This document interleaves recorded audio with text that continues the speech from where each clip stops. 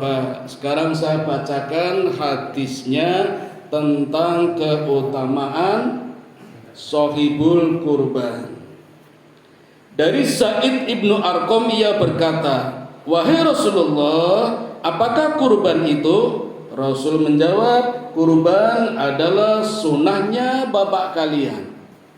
Siapa? Nabi Ibrahim alaihi salatu wassalam. Apa keutamaan yang kami akan peroleh dengan kurban itu?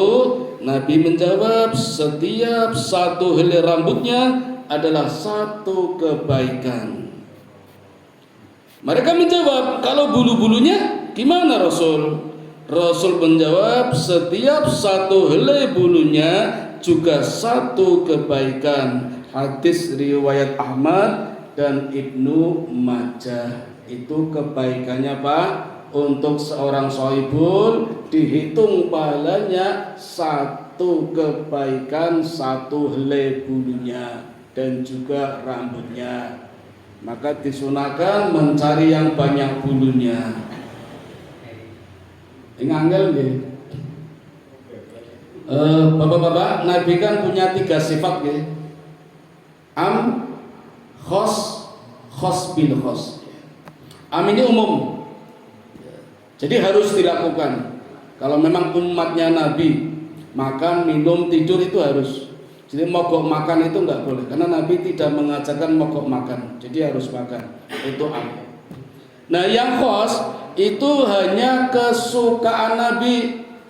Kalau kita niru boleh, bisa dapat pahala, nggak bisa nggak apa-apa.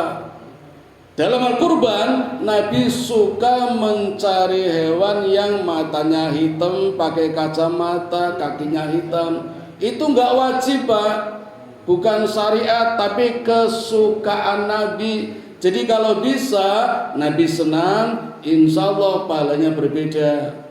Tapi hadis ini sudah banyak dihafalkan oleh bakul-bakul, ngerti oke sing butuh regone dundake. Nah, ini yang jadi masalah. Sudah pindah niat ibadah menjadi niat komersial.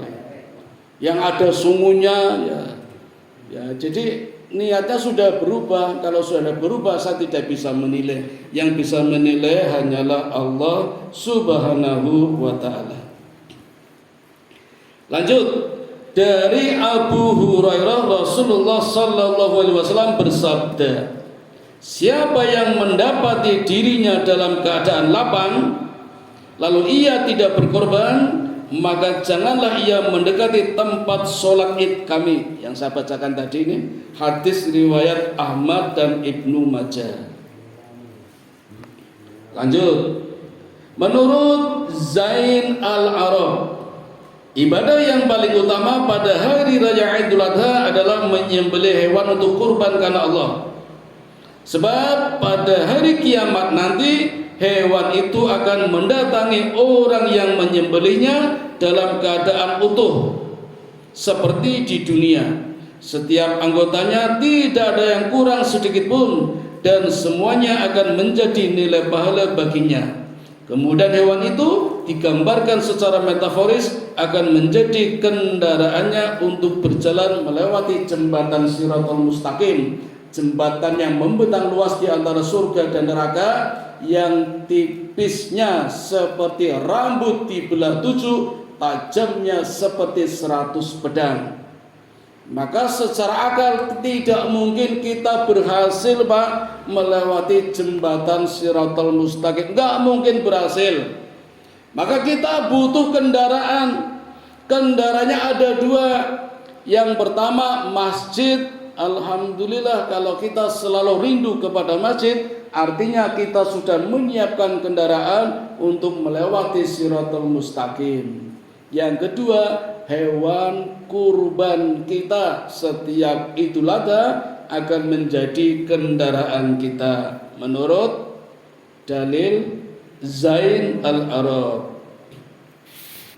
Berikutnya dari Aisyah, istri Nabi sendiri.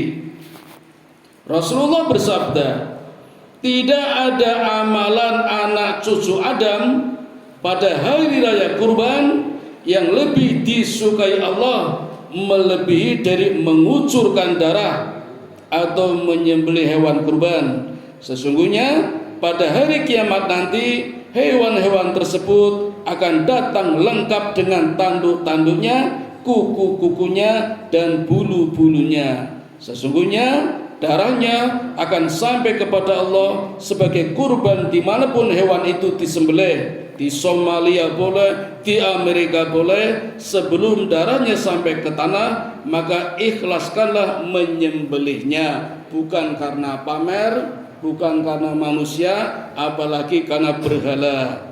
Hadis riwayat Ibnu Majah dan Tirmidzi. Status hadis hasan. Lanjut sebentar nggih. Berkurban membawa misi kepedulian pada sesama dan menggembirakan kaum du'afa.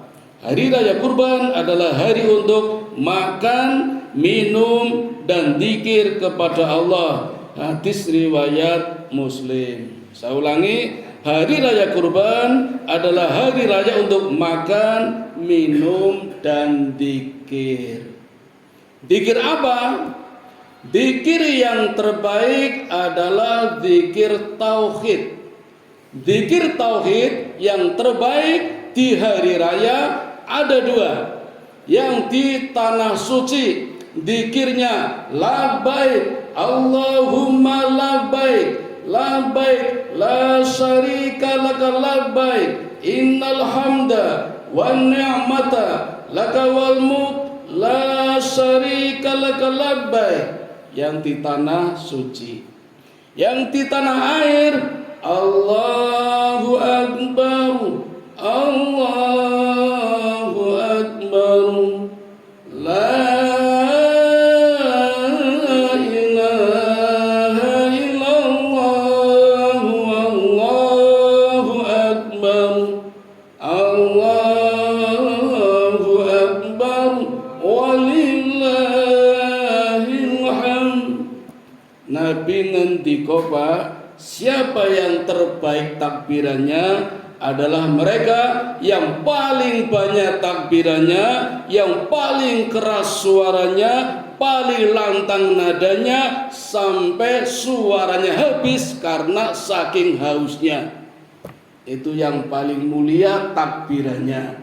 Tetapi tidak diiringi obor, tidak diiringi mercon, tidak pakai musik. Mustahil tiga amalan dilakukan bersama-sama akan khusyuk. Yakin tidak khusyuk. Wong takbiran kok tangan kanan pegang obor, tangan kiri pegang mercon. Allahu Akbar, jedor jedor jedor. Kalah takbirannya. Ya, makanya saya heran kenapa di Yogyakarta sampai dilombakan. Itu takbirkan kalimat Allah. Takbir sama takbir dilombakan. Yang dilombakan drum bandnya kok. Sampai-sampai ada hadiahnya Mio dipajang paling depan. Ya. Nah, punten nggih. Saya masih heran itu. Sampai seperti itu. Jadi sudah berubah, ibadah berubah menjadi bukan ibadah. Bahkan besok menjadi tradisi kalau terus menerus itu dialihkan seperti itu. Ya, ngapunten. Sebentar lagi. Kurban merupakan ibadah yang utama, disebutkan dalam surat Al-Kautsar. Inna a'tainakal kautsar fasholli lirabbika wanhar inna syani'aka huwal abtar. Intinya ayat kedua, maka dirikanlah salat karena Tuhanmu dan berkurbanlah, ada di dalam surat Al-Kautsar. Berkurban bagian dari syiar, tadi sudah ada di dalam surat Al-Hajj 34.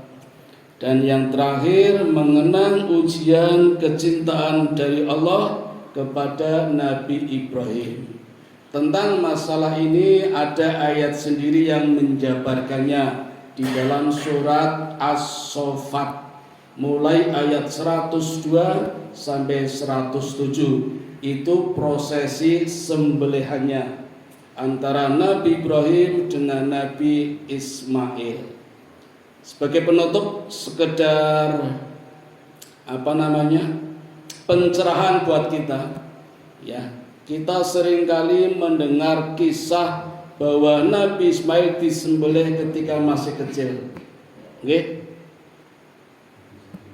Ternyata ayatnya Bapak-bapak, Ismail disembelih ketika usia sudah mencapai kenabian, sudah dewasa. Nabi Muhammad jadi nabi 40 tahun, Ibrahim 40 tahun, Nabi Musa 40 tahun, Nabi Isa 30 tahun, Nabi Yahya sejak kecil udah jadi nabi. Pak Eko belum jadi nabi sampai sekarang, belum jadi nabi, dan nggak mungkin jadi nabi. Sangat nalar kalau disembelih ketika sudah jadi nabi, pikirannya sudah dewasa. Coba kalau masih anak kecil, tak boleh ya melayu wedi. Ya.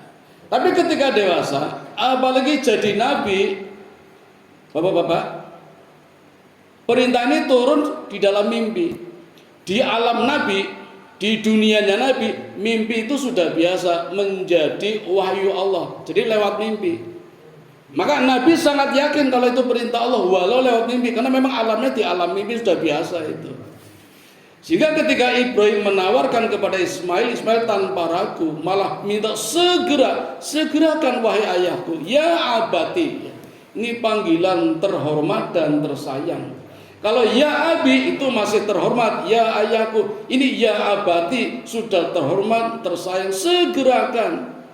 Ibrahim pun tidak semena-mena mentang-mentang bapaknya, orang langsung boleh, masih menawarkan, wahai anakku, ya bunaya, wahai anakku, semalam aku bermimpi, bagaimana pendapatmu? Minta pendapat. Ini pelajaran buat kita kepada anak kita, tidak semena-mena orang mentang-mentang bapaknya menang dewe langsung dibulahi anak boten, ditawarkan dulu. Ini pendidikan di dalam keluarga.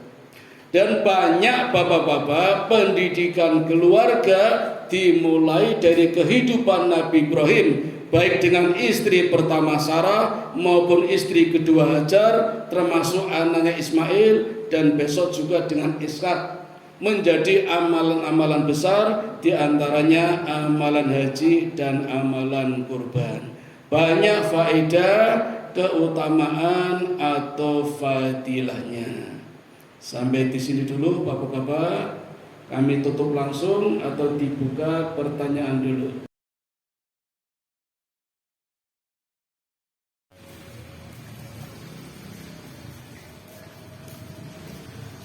Allahu Akbar.